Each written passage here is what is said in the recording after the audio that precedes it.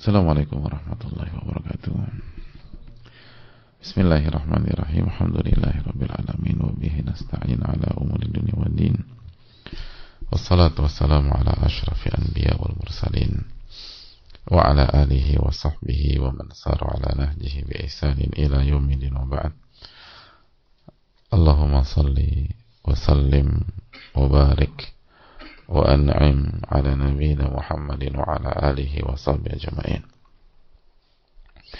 Hadirin Allah muliakan, alhamdulillah kita panjatkan puji dan syukur kita kepada Allah Subhanahu wa taala atas segala nikmat dan karunia Allah berikan kepada kita. Sebagaimana salawat beriring salam semoga senantiasa tercurahkan kepada Rasulullah alaihi salatu wassalam beserta para keluarga, para sahabat dan orang-orang yang istiqomah berjalan di bawah naungan sunnah beliau sampai hari kiamat kelak. Hadirin Allah muliakan, alhamdulillah kita bersyukur kepada Allah Subhanahu wa taala atas nikmat yang Allah senantiasa berikan kepada kita. Khususnya pada pagi hari ini kita diberikan kesempatan untuk membuka mata, untuk kembali beribadah kepada Allah Subhanahu wa taala. Kita diberikan kesempatan untuk menambah ilmu kita, menambah iman kita. Kita diberikan akses untuk mendekat kepada Allah Subhanahu wa taala. Dan semua hal itu adalah kenikmatan yang sangat luar biasa. Nikmat yang merupakan sebaik-baik nikmat, yaitu diberikan ilmu, iman dan amal, atau diberikan ilmu nafi. Dan ini yang hendaknya kita sadari, lalu kesadaran itu membuat kita bersyukur kepada Allah Subhanahu wa taala. Sebagaimana salawat beriring salam semoga senantiasa tercurahkan kepada Rasulullah alaihi salatu wassalam beserta para keluarga, para sahabat dan orang-orang yang istiqomah berjalan di bawah naungan sunnah beliau sampai hari kiamat kelak. Hadirin Allah muliakan, pada kesempatan kali ini kita kembali bersama Riyadhus Shalihin, karya nama besar dalam dunia ilmu Al-Imam Yahya bin Sharaf bin Murri Abu Zakaria, atau yang biasa dikenal dengan nama Al-Imam An-Nawawi rahimahullahu ta'ala. Kitab yang diterima oleh para ulama, dikaji di berbagai belahan dunia, di berbagai masjid, di berbagai surau, di berbagai musalla, di berbagai madrasah, sekolah, bahkan di rumah. Buku ini adalah buku yang sangat luar biasa dan terbukti dengan izin dan taufik dari Allah Subhanahu wa taala berhasil menjadi jembatan yang membuat seorang hamba mendekat kepada Allah Subhanahu wa taala. Maka bersyukurlah ketika kita menjadi bagian dari sejarah buku ini, menjadi bagian dari karya besar para ulama kita, yang semoga Allah Subhanahu wa taala memberikan tambahan nikmat jika kita bisa bersyukur atas nikmat tersebut. Dan sekali lagi selalu berdoa kepada Allah Subhanahu wa taala. Sebagaimana firman Allah dalam surat Taha ayat 114, wa qur rabbi zidni ilma. Ya Allah, tambahkanlah, dan berdoalah, ya Allah, tambahkanlah ilmuku. Tambahkanlah ilmuku. Tambahkanlah ilmu yang bermanfaat kepadaku. Allah meminta kita untuk berdoa, meminta tambahan ilmu yang menunjukkan bahwa memiliki ilmu yang bermanfaat semakin banyak, semakin baik. Semakin bertambah ilmu kita dengan catatan ilmu yang bermanfaat, maka itu akan semakin baik buat kita. Oleh karena itu hadirin Allah muliakan, semoga Allah memberikan taufiknya kepada kita, amin ya rabbal alamin. Kita akan kembali ke Riyadhus Shalihin dan kita masuk ke bab yang baru, yaitu bab fadli birri asdiqail ab wal wal aqarib wa zawja wa sairi man yundabu ikramuh. Bab keutamaan berbuat baik ke sahabat orang tua, ke ibu, maksudnya sahabat-sahabat ibu, wal aqarib, dan saudara-saudara kita satu keluarga, kerabat ya, bukan berbuat baik kepada kerabat ya, tapi ke sahabatnya kerabat kita, sahabatnya kakak kita, sahabatnya adik kita, dan seterusnya.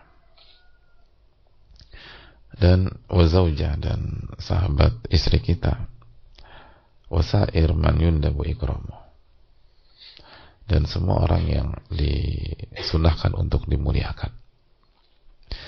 Dan ini adalah perintah Allah dan Rasulnya alaihi salatu wassalam, yang kalau kita kerjakan maka kita akan mendapatkan keberkahan dan kebaikan, akan mendapatkan keberkahan dan kebaikan. Dan ini perintah kita sebagai seorang hamba, tugas kita adalah mendengar dan taat. Dan kemarin sudah kita bahas, hadis ini bukan hanya membuat kita terbuka secara pemahaman, tapi harus membuat kita semakin berdecak kagum dengan keindahan agama kita, dan harus semakin membuat kita beriman, dan iman kita semakin bertambah, karena ini menunjukkan betapa tingginya agama kita dan betapa mulianya perintah dan anjuran di dalam Islam, dan betapa agama ini kalau diamalkan dengan benar atau dipelajari dengan benar dan diamalkan dengan benar akan memberikan kebaikan buat kita di dunia maupun di akhirat. Dan ini menunjukkan bahwa kalau kita ingin belajar, belajarlah dari para ulama kita yang ilmunya kembali ke referensi Al-Quranul Karim dan sunnah Nabi kita SAW yang sahihah, yang dipahami dengan pemahaman yang benar, pemahaman Rasulullah SAW, para sahabat Nabi kita alaihi salatu wassalam yang belajar langsung dengan Rasulullah SAW, lalu sahabat mengajarkan kepada tabi'in, lalu tabi'in mengajarkan kepada tabi'ut tabi'in, dan seterusnya, lalu era para ulama, 4 imam mazhab dan lain-lain sampai hari ini. Dan ketika kita mempelajari dengan silsilah atau mata rantai ilmu yang benar, maka yang ada adalah keindahan, kemuliaan, kekaguman. Sebagaimana pada saat kita belajar ini, kalau kita nggak belajar buku-buku seperti Riyadhus Shalihin yang langsung berkiblat kepada Al-Quran dan Sunnah Nabi SAW yang sahih, kita nggak akan, mungkin kita nggak akan pernah tahu bab ini, dan kita nggak akan pernah tahu bahwa Allah SWT dan Rasulnya SAW memerintahkan kita seperti ini. Jadi ketika seringkali di beberapa atau banyak tempat loyalitas sudah tergerus, kesetiaan sudah terkikis, lihat bagaimana Allah dan Rasulnya SAW mendidik kita. Kita bukan hanya dituntut untuk baik dengan orang tua, tapi juga baik dengan sahabat-sahabat orang tua. Begitu juga dengan keluarga, dan begitu juga dengan istri. Karena itu hadirin Allah muliakan, ini yang perlu kita tanamkan bersama-sama, dan kita akan mendapatkan keberkahan tersebut. Jadi coba renungkan dan coba amalkan, dan lihat bagaimana Allah memberikan kebaikan dan keberkahan kepada kita. Dan ini menunjukkan kalau sahabat ibu dan ayah saja harus disikapi dengan baik, bagaimana ibu dan ayah gitu. Bagaimana ibu dan ayah, kias aula.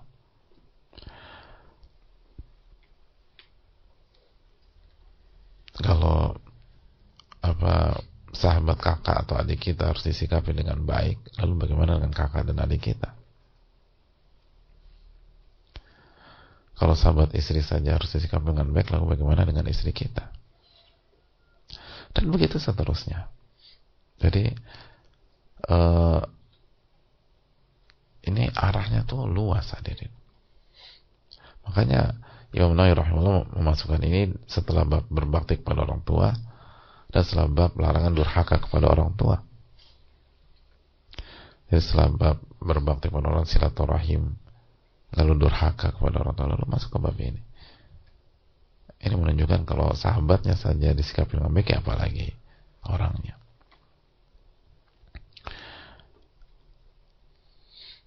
Hadirin Allah muliakan, kita masuk ke hadis Ibnu Umar radhiyallahu taala an. Al-Imam An-Nawawi rahimahullahu taala, semoga Allah merahmati beliau, orang tua beliau, keluarga beliau, guru-guru beliau, dan semoga Allah merahmati para ulama kita dan umat dimanapun berada. Beliau rahimahullahu taala rahmatan wasi'ah menyampaikan, an Ibnu Umar radhiyallahu taala anhuma, dari Abdullah bin Umar radhiyallahu taala anhuma, anna Nabiy sallallahu alaihi wasallam, wa Rasulullah sallallahu alaihi wasallam, atau Nabi sallallahu alaihi wasallam bersabda, inna abarral bir an yasila rajulu wudda abih. Sesungguhnya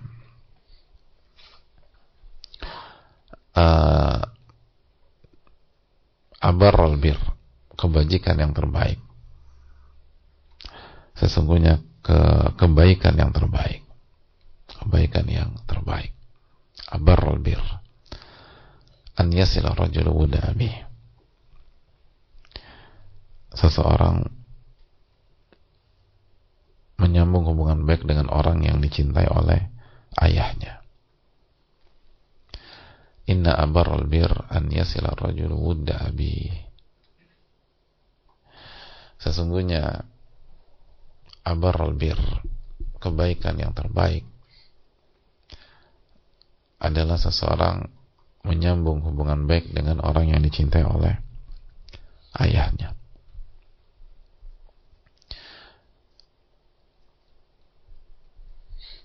Hadirin Allah muliakan, hadis ini dikeluarkan oleh Imam Muslim.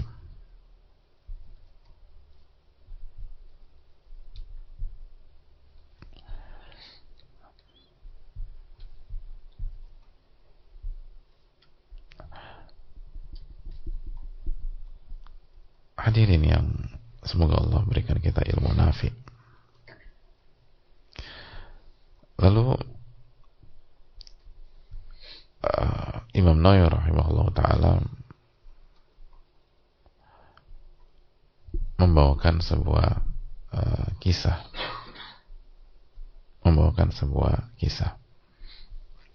namun kisah ini insya Allah kita akan bacakan di pertemuan yang akan datang bi'idznillah ta'ala. Kita bicara dulu tentang hadis Nabi SAW yang simple dan syarat akan makna ini.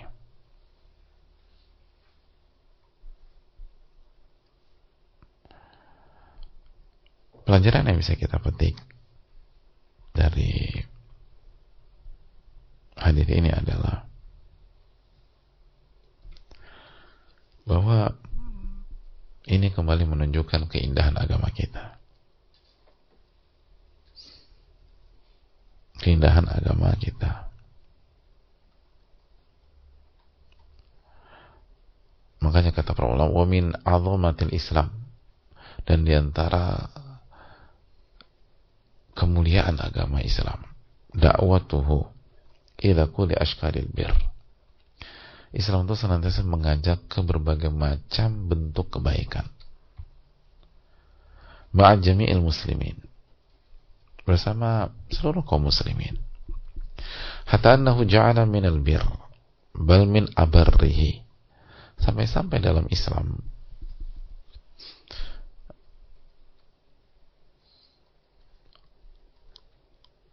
Allah dan Rasulnya menjadikan sikap menjaga hubungan baik dengan sahabat-sahabat ayah, wa man kana yuhibbuhum, dan menjaga hubungan baik atau bersikap baik dengan orang yang dicintai oleh ayah kita, itu sebuah albir, sebuah kebaikan. Bahkan min abarri, bahkan itu salah satu kebaikan yang terbaik. Itu salah satu kebaikan yang terbaik.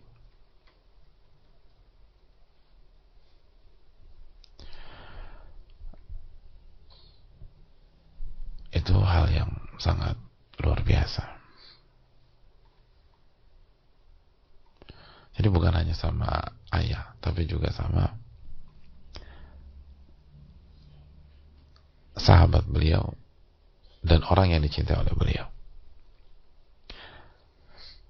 Jadi lagi-lagi ini harus membuat kita semakin beriman dengan Rabb kita subhanahu wa ta'ala. Gak cukup hanya tahu aja, oh jadi harus begini. Oh, ini luar biasa. Dan gak mungkin konsep yang begitu mewah, begitu megah, begitu mulia, begitu tinggi ini dibuat sama manusia. Ini adalah syariat Rabbul Alamin. Dan itu yang harus membuat kita semakin beriman kepada Allah Subhanahu wa taala. Itu yang pertama. Yang kedua, hadirin Allah muliakan,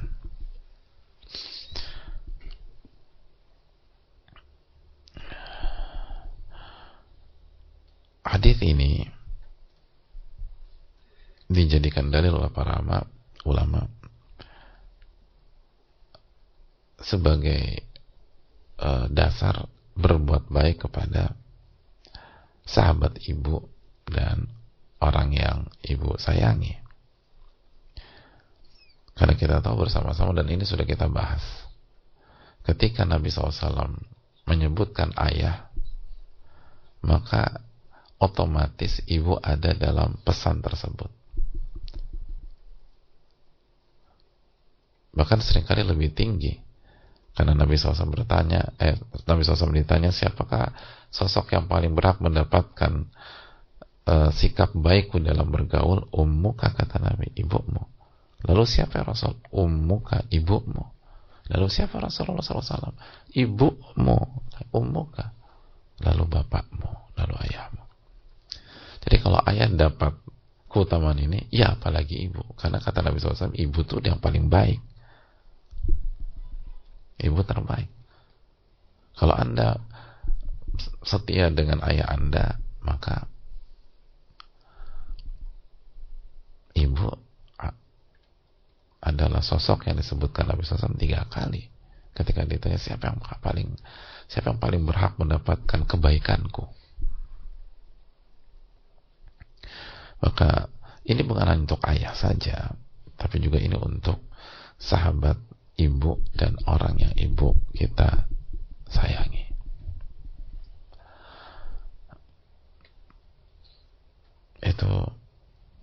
Itu poin. Makanya kan bab yang dibawakan adalah bab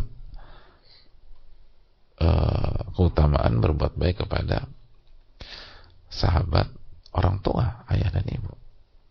Bahkan lebih dari itu. Lalu kerabat, lalu istri, dan orang yang disunahkan untuk dimuliakan. Itu poin. Poin yang berikutnya, ulama menjelaskan bahwa inti dari berbuat baik dan membangun hubungan baik itu bukan atau abar bir gitu, sebaik-baik perbuatan baik. Itu bukan berarti berbuat baik dengan sahabat ayah lebih tinggi daripada berbuat baik kepada ayah kita itu sendiri. Bukan itu poinnya. Justru pemahaman yang tepat, kita berbuat baik dengan sahabat ayah dan sahabat ibu kita karena cinta kita yang begitu besar dengan ayah dan ibu kita tersebut. Sehingga cinta itu atau kasih sayang itu bukan hanya berhenti pada pribadi mereka berdua, tapi juga berdampak pada orang-orang yang mereka sayangi.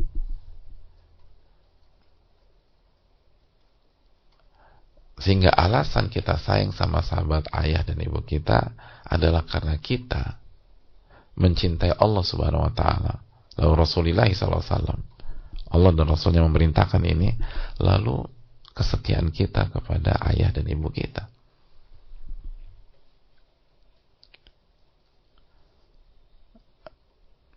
Kesetiaan kita kepada ayah dan ibu kita tersebut.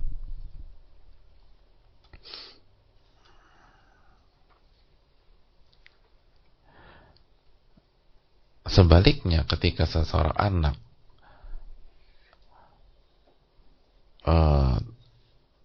mencueki sahabat ayah dan ibunya, itu menunjukkan rendahnya kadar cintanya kepada ayah dan ibunya, dan rendahnya kadar penghormatan kepada ayah dan ibunya. Karena demikian,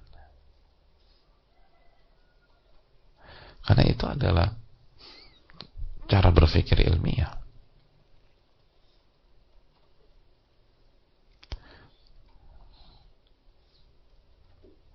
Makanya kan dalam konteks kita, kenapa kita disuruh mencintai orang-orang beriman? Kenapa kita harus sayang kepada umat Islam misalnya? Karena Allah mencintai orang-orang beriman. Dan orang-orang beriman mencintai Allah Subhanahu wa taala. Maka bentuk cinta kita kepada Allah, kita mencintai pihak yang Allah cintai.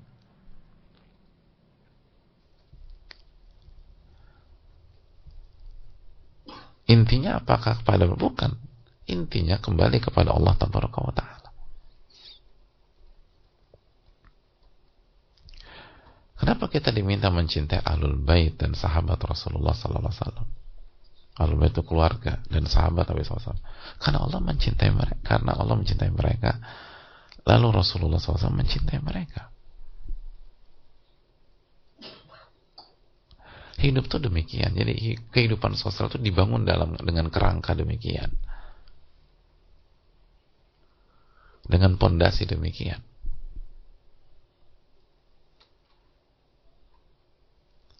Dan itu berlaku di lapangan juga bagi orang-orang yang mengerti kehidupan dan orang-orang yang jago bersosialisasi.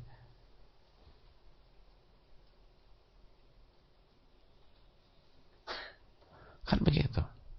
Makanya kan ada rekomendasi dalam bahasa demikian, baik secara formal atau non formal. Gitu.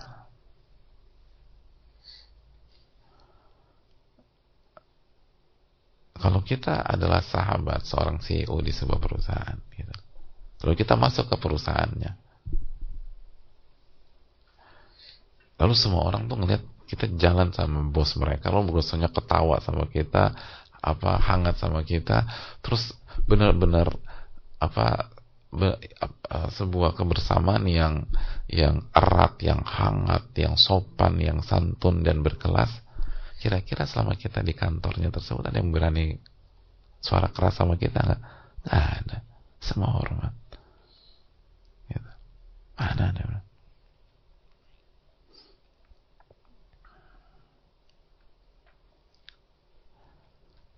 Semua padahal kita bukan siapa-siapa. Kita nggak gaji mereka. Mau minum apa? Besoknya kita datang sendirian gitu. Kita datang pertama sama sahabat kita ini, sahabat lama biasa main dulu waktu SMA, jitak-jitakan gitu loh. Ini sekarang di orang nomor 1 di perusahaan besar. Datang, ketawa, ngobrol, dan ayo keliling ke kantor gue yuk. Dia ajak keliling ke semuanya, sehingga semua lantai tuh ngelihat kita dengan beliau. Minggu depannya kita datang sendiri, janjian juga. Beliau ada di kantor, di ruangannya, datang kita. Kira-kira ada yang berani nahan kita? Enggak. Ayo silakan Pak, masuk Pak. Ya. Duduk sebentar Pak ya, gitulah. Mau minum apa? Apa yang bisa saya buatkan dari pantry? Terus senyum, semua baik.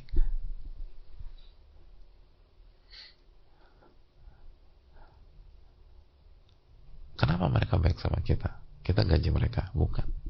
Mereka utang budi sama kita? Enggak. Itu 2 kali mereka ngeliat kita. Semuanya simpel, karena bos mereka punya hubungan baik sama kita.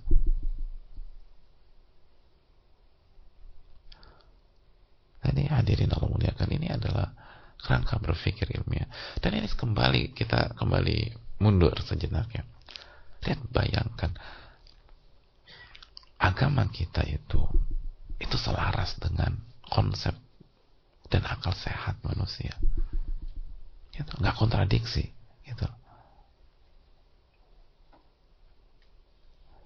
Nggak ada yang bertentangan dengan akal sehat, nggak ada.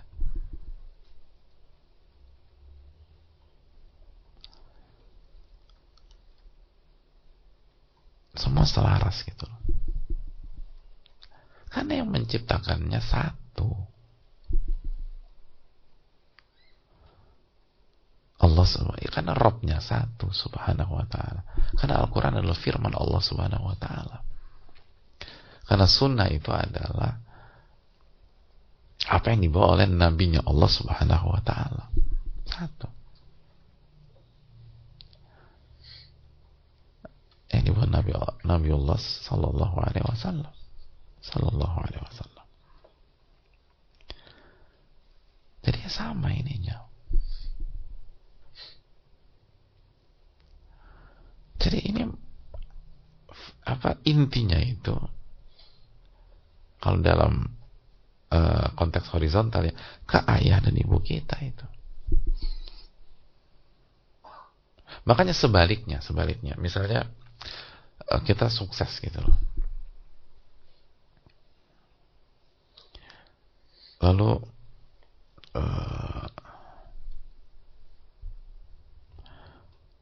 ada orang kesayangan ayah datang ke kita menyampaikan sesuatu gitu loh. Bahkan sebelumnya ayah kita udah wanti-wanti, tolong dibantu ya nak gitu loh. Ini ada sahabat ayah atau pengen ketemu kamu lah gitu. Akhirnya ketemu. Pas ketemu nggak kita bantu. Pertanyaannya, kira-kira ayah kita tersinggung apa enggak? Bukan tersinggung, itu ngamuk ayah kita. Padahal ke beliau pribadi nggak pernah ada isu gitu. Kita bantu, kita bahkan belikan hadiahkan rumah, mobil premium segala macam. Kemarin baru makan siang kita traktir, kita bawa ke restoran yang paling berkelas gitu. Hari ini sahabatnya datang. Terus sahabatnya juga bilang, kemarin baru aja ketemu ayah, mas. Oh jadi kita ngobrol ini gitu lah. Ya om sih rutin main sama ayah ya seminggu sekali lah, bla bla bla. Nah jadi gini, om datang ke sini maksudnya tuh bla bla bla bla bla bla. Nggak kita bantu sama sekali. Nggak kita bantu. Mungkin karena idealisme kita dan seterusnya, itu tersinggung ayah kita itu.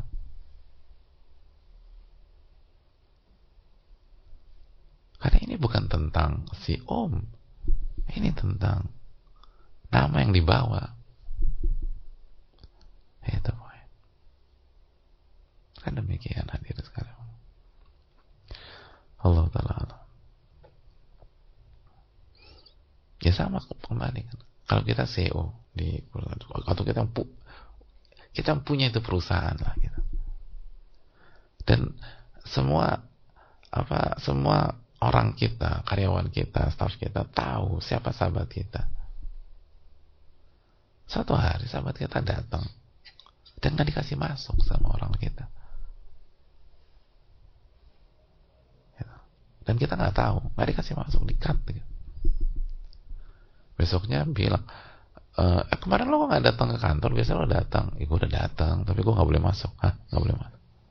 Iya, katanya nggak boleh masuk, lo sibuk segala macam atau apa. Kira-kira respon kita gimana? Marah kita. Siapa yang bilang gitu? Lo tahu ciri-cirinya? Itu bisa jadi nggak pakai SP1, SP2, SP3 lagi tuh hadirin. Kenapa? Karena yang diserang bukan sahabat kita. Loh, dia kan tahu ini lo teman gua. Ini langsung nyerang pribadi. Ya nggak sih? Nggak ya? Ini bos-bos gimana? Hah?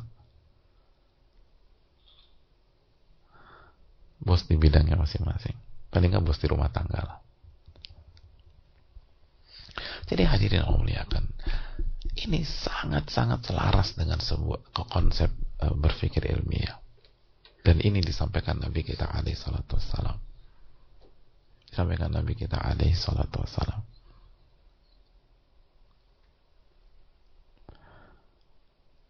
Dan ini diterapkan oleh kultur kita. Makanya kan para ulama kita itu baik sama sahabat ayah, sahabat ibu, sahabat guru, sahabat saudaranya dan seterusnya. Karena ini poinnya. Wallahu ta'ala alam bisawab. Kita akan lanjutkan lagi bab yang sangat menarik dan memberikan kita keluasan pemahaman betapa indahnya agama kita. Dan semoga bukan hanya ilmu yang bertambah, tapi iman juga bertambah. Dan semoga Allah Subhanahu wa taala memberikan kita ilmu nafi dan menjaga diri kita dari ilmu yang tidak bermanfaat. Subhanakallahumma wa bihamdika, la ilaha illa anta, astaghfiruka wa atubu ilaik. Assalamualaikum warahmatullahi wabarakatuh.